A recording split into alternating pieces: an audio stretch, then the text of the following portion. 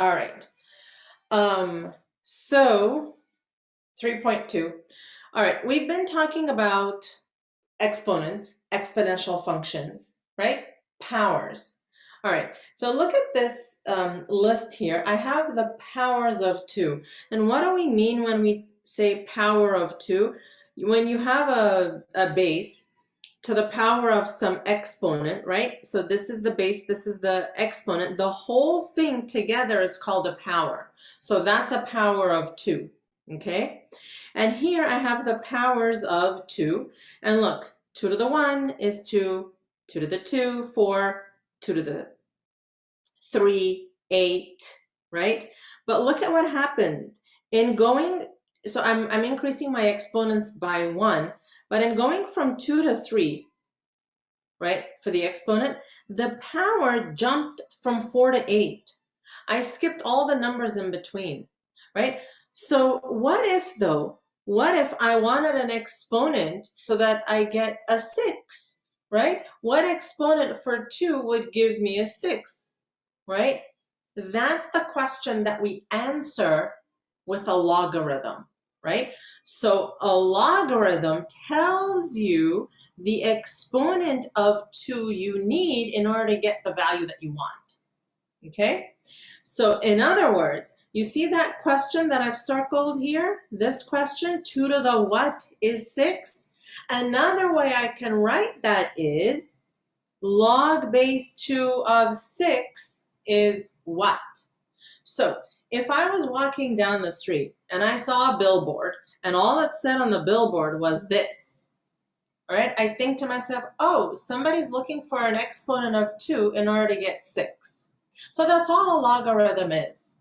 It is just the exponent of a base, right? So, and I ask my students this all the time. And I say, all right, what is a logarithm? An exponent.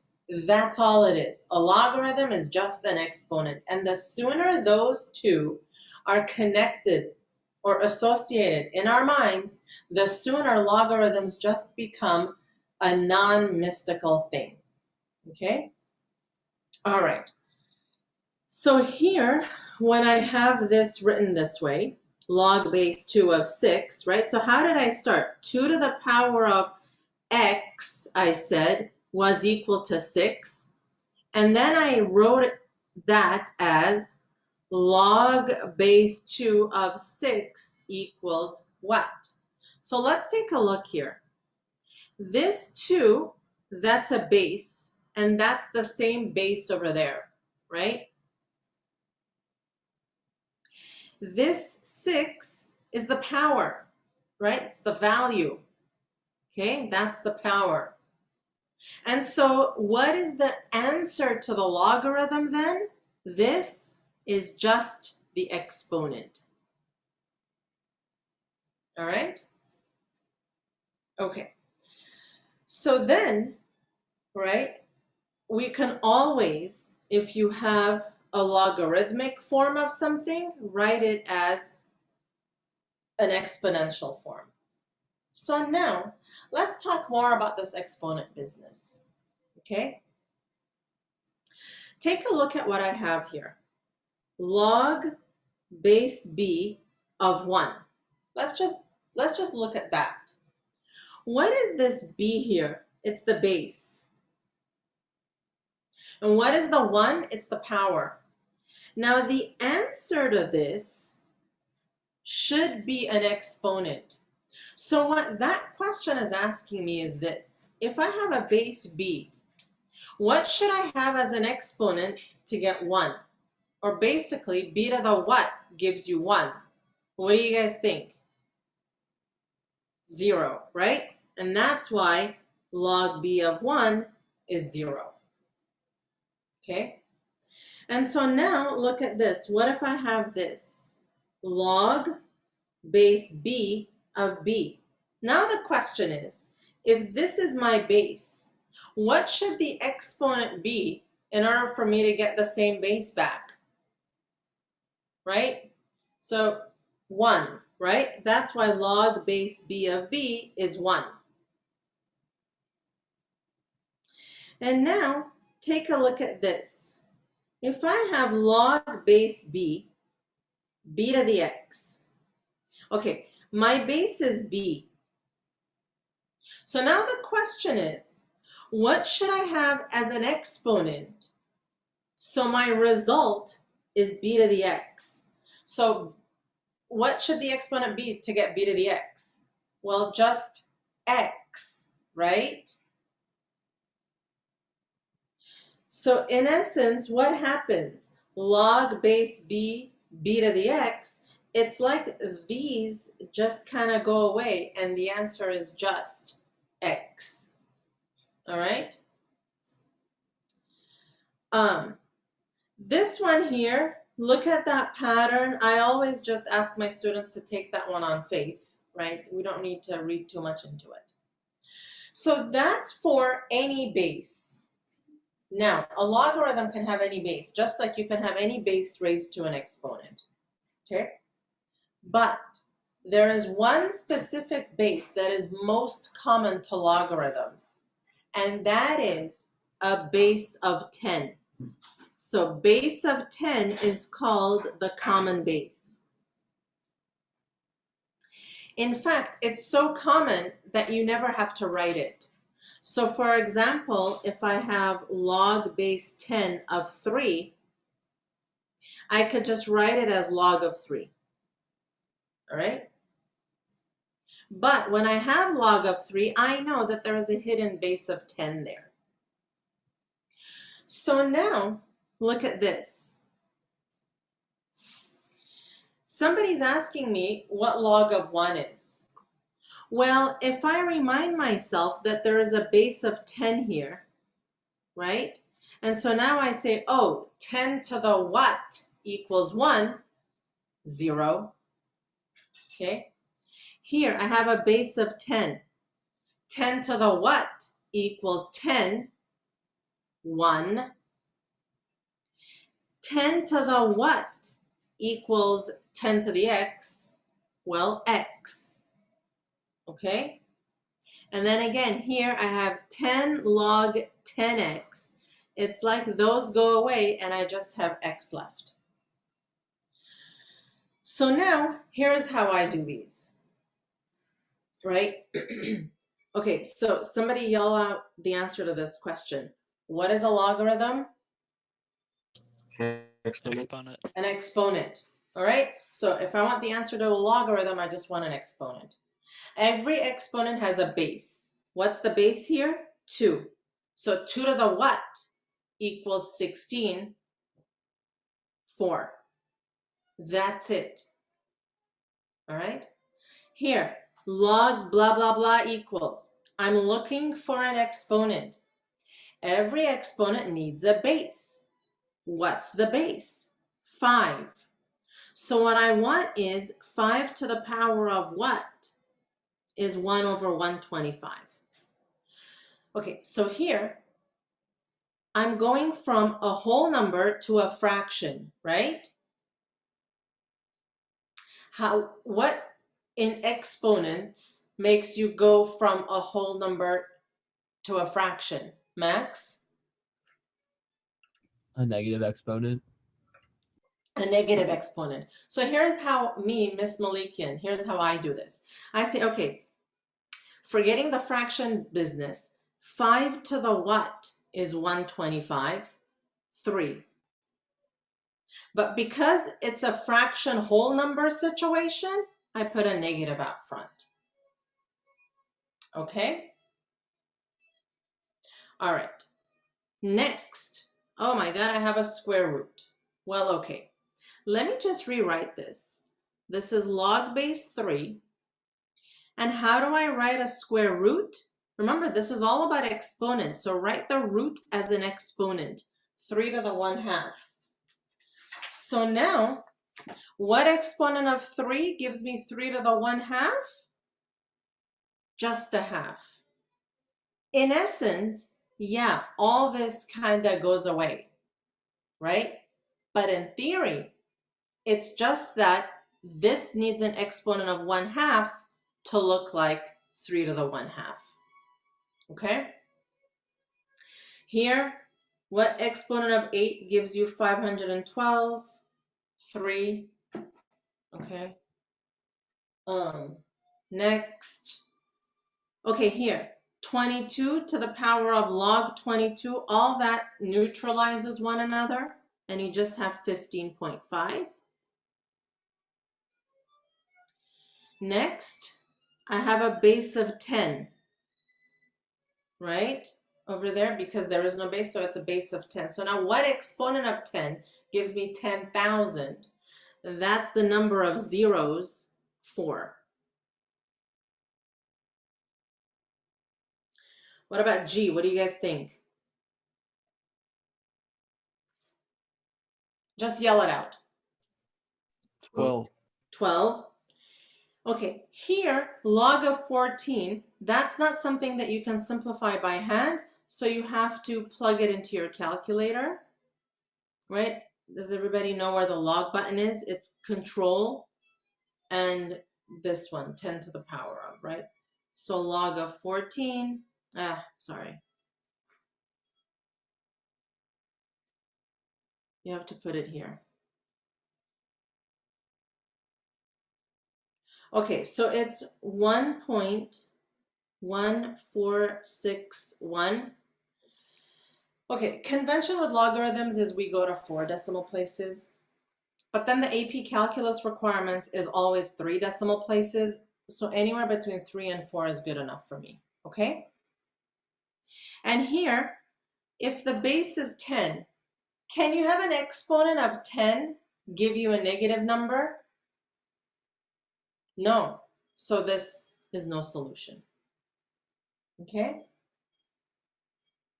Now, remember how I said 10 is the most common logarithm, right? That's because it happens a lot, right? Richter scale, it's a log base 10. Compositions, not compositions, concentrations in chemistry, log base 10. I mean, it's everywhere, okay? But log and 10 might like to hang out a lot, but log does have a soulmate. And the soulmate of the log is the base E. And I mean soulmates. When I say soulmates, I mean soulmates. So log base E, right? These are soulmates, right? Log base E of X. In fact, they're so good together, E is called the natural base for the log because the two of them together, man, they are just naturally happy. Which means if I have log base E, that's such a thing that it has a special name called the natural logarithm. And in French, natural logarithm is logarithme naturel for Ln. Okay? So log base E is just ln, which means if I have log base E of 10, that's just ln of 10. Or if I have ln of 10, I know that's just a logarithm with a base of E. It's nothing mystical, okay?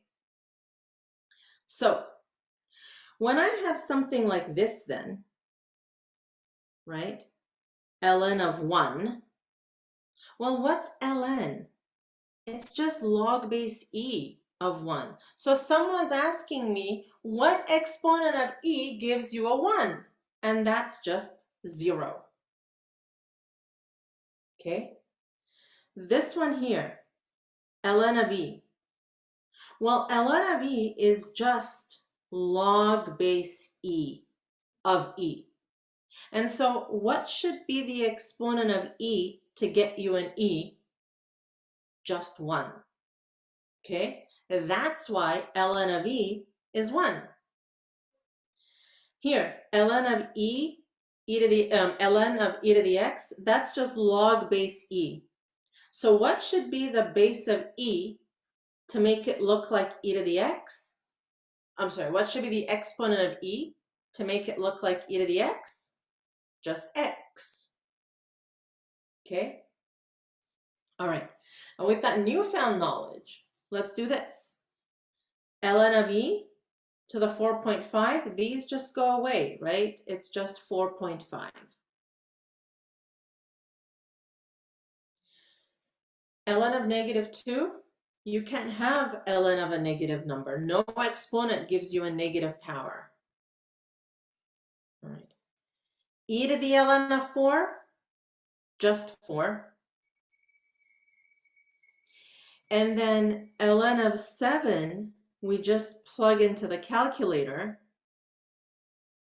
control ln 7, and it's 1.9459. Any questions so far? Yes, no? Okay. Should we should we round to the third decimal place or like before? Either 3 or 4 is good with me. Okay, so in Precalc we graph logarithms, all right? But you see how closely logarithms and exponential functions are related to each other. That's because they're inverses of each other, right? So look, here I have some graphs of logarithms. And you know what? Why don't I graph y equals b to the x here? Y-intercept is 0, 1, and it looks like this, okay? That's y equals b to the x. So now look, if I draw this line y equals x, do you see how the two are mirror images, are reflections of one another, right? And do you remember how we said that is a sign that the two functions are inverses? Yeah? So this logarithmic function is an inverse of e to the x. Which means, what did we say about inverses? For inverses, x and y switch places. You remember? So, if x and y switch places, domain and range switch places, and so do asymptotes. So, if exponential functions had horizontal asymptotes, logarithmic functions will have vertical asymptotes. Okay? If the horizontal asymptote for the exponential functions was y equals 0, then for logarithmic functions, it's x equals 0. All right. And that means, like I said, domain and range also switch, which means the range for logarithmic functions is negative to positive infinity. Okay? All right. So here's what, growth and decay looks like. Growth looks like this, going away from the y-axis. Decay goes towards the y-axis here. All right, let's see how we graph these, okay? We're not going to get very complicated functions, but, let's just see how we graph them. Okay, you remember how we graphed exponential functions, right? Functions. So like if I had y equals 2 to the x, remember how here I had all the exponents? And here I had all the powers. For logarithmic functions, that's going to switch. So the exponents will be on the y-axis and the powers on the x-axis. All right. Here's what we're going to do. We have one of the most basic log functions here, log base 2 of x. That's what we have to graph. All right. First, the asymptote is now x equals 0. Okay, so here. But how to graph these? Let's rewrite this as y equals log base 2 of x. All right? And do you remember how the answer to a logarithm was a what? An exponent, right? I can rewrite this as 2 to the y equals x, right? The base to the exponent equals x. So x equals 2 to the y. That means, what are the y values here? The y values are the exponents. So here the y values are the exponents. And on the y-axis, they're the exponents. It's confusing at first because it's like, you're just turned around. And then the x are the powers, right? So those are on the x-axis here. So now, because we're doing inverses, remember how we used to pick x values? Now we pick y values, all right? So pick y values instead. All right, this is a growth function again, right? So I'm gonna pick the same values as I did for x last time, -1, 0, 1, 2, and let's just go to 3, okay? And now the x values, right? X is equal to 2 to the y. So here I'm going to get 2 to the -1, 2 to the 0, 2 to the 1, 2 to the 2, 2 to the 3. Okay, so these are the powers of 2. 1/2, 1, 2, 4, 8. Now that I do this, I just have to graph. I've got my vertical asymptote. And so I say when x is 1/2, y is -1. When x is 1, y is 0. When x is 2, y is 1. When x is 4, y is 2. When x is 8, y is 3. And then we gotta follow the vertical asymptote. Okay, Max. Why is x equals 0 the vertical asymptote again? Because remember how for exponential functions, you had a horizontal asymptote y equals 0? For these, this is the inverse, it's x equals 0. Okay, and now for logarithmic functions, it's the range that's all real numbers. So the domain is x is greater than or less than the asymptote, right? So you could either say, 0 to infinity, or x is greater than 0. Instead of a y-intercept, we now have an x-intercept, right? So it's 1, 0. And now for the end behavior, this is where things are different.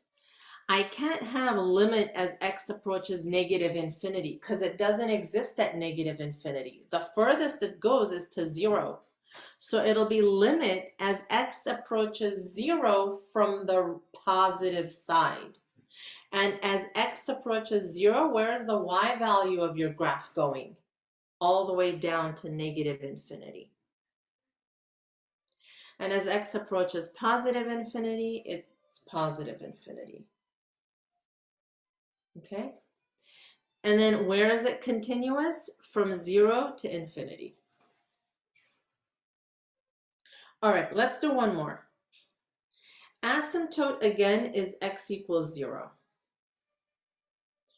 So now let's rewrite this.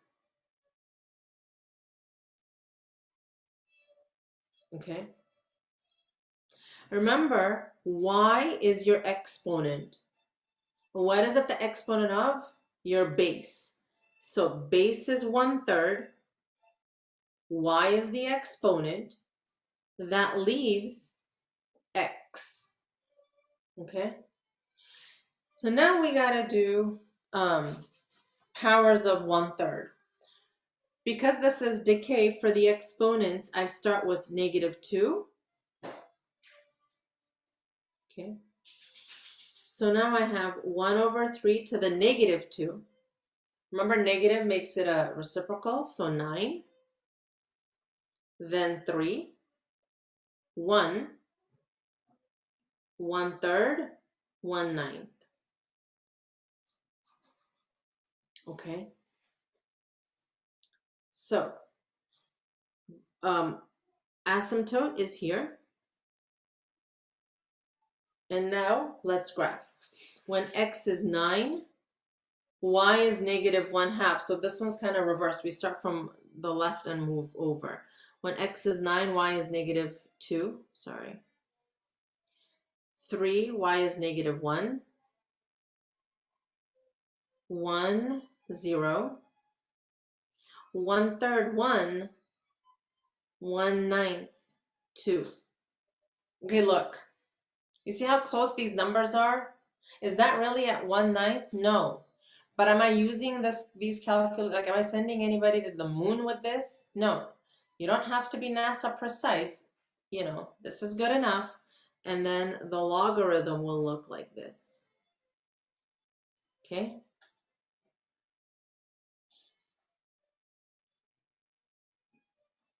So look, remember how exponential functions increase very rapidly? Logarithmic functions are the opposite. They increase or decrease very, very slowly. Okay? Increase, decrease slowly. For those in the programming world, right, what you always want like a logarithmic increase in how much data is used in your code, right? Like you want it to process at logarithmic speed so that the more data you have, the time it takes to process doesn't increase exponentially, right? Yes. Okay. All right. So last but not least, oh, where's my last bit of paper? I had my calculations on there. Oh. Okay, so last but not least, let's do this one. This is ln, all right? Oh, big deal if it's ln. All that means is now the base is an e, all right? What else do we notice here? It's ln of x minus 6. There is a horizontal shift to the left, to the right of 6 units. That means the asymptote, instead of it being at x equals 0, is now at x equals 6.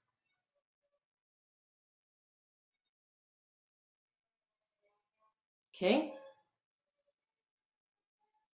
All right. So now, y are the exponents, right? So here's how we write this. So y is ln of x minus 6. The base is e. Y is the exponent. So I have base to the exponent equals x minus 6. And so what's x? E to the y plus 6 is x.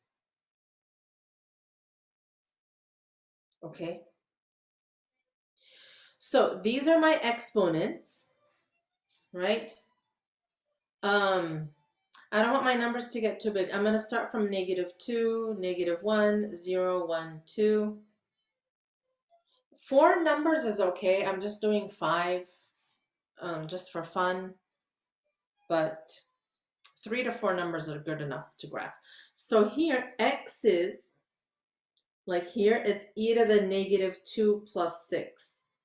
E to the negative 1 plus 6, right? E to the 0 plus 6.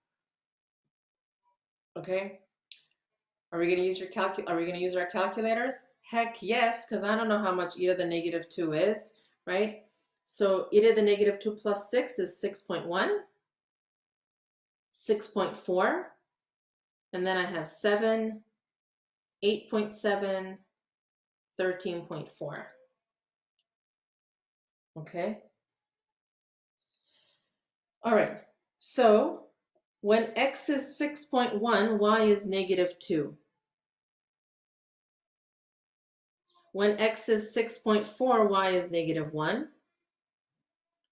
7, 0, 8.71, and then 13.4 isn't on my grid, so leave it. How does that look? Like this. All right, logarithmic slow growth, okay? All right. Okay, so domain, right, is 6 to infinity this time. And the range is all reals. Look at how we do the end behavior. To the left, it's the limit as x approaches 6 from the positive side, right? It's end behavior. It's how far left does this thing go? It doesn't have to go to infinity, okay? It just has to go to the end of the life of the function. And the end of the life of this function is at 6. So here it's negative infinity and then positive infinity. Okay? And so that's what I have for you guys today. All right.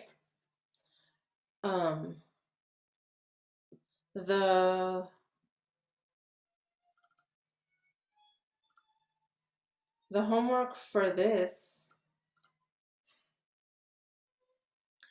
is I have very few graphs, not too many, but it's homework number 30. All right. So and then tomorrow we'll do a little bit of a review for a quiz coming up. Okay. Is If you there a don't have spot to questions, submit the homework from last time? yeah, I'll open up the MyJag link right now. Okay. Okay, so on the 11th, we have a half day. And that's why, like, I just left the quiz there. Because it's not gonna be very long at all. All right. It's a 20-minute quiz, and then we should be able to finish in 30 minutes, right? It's just gonna be very short check-in assessment. That's it. All right, at this point, if you don't have any questions, you're free to go get a snack, go outside and stuff. And if you do have questions, I'm here to answer questions. Thank you. Mm-hmm. Thank you. Mm-hmm.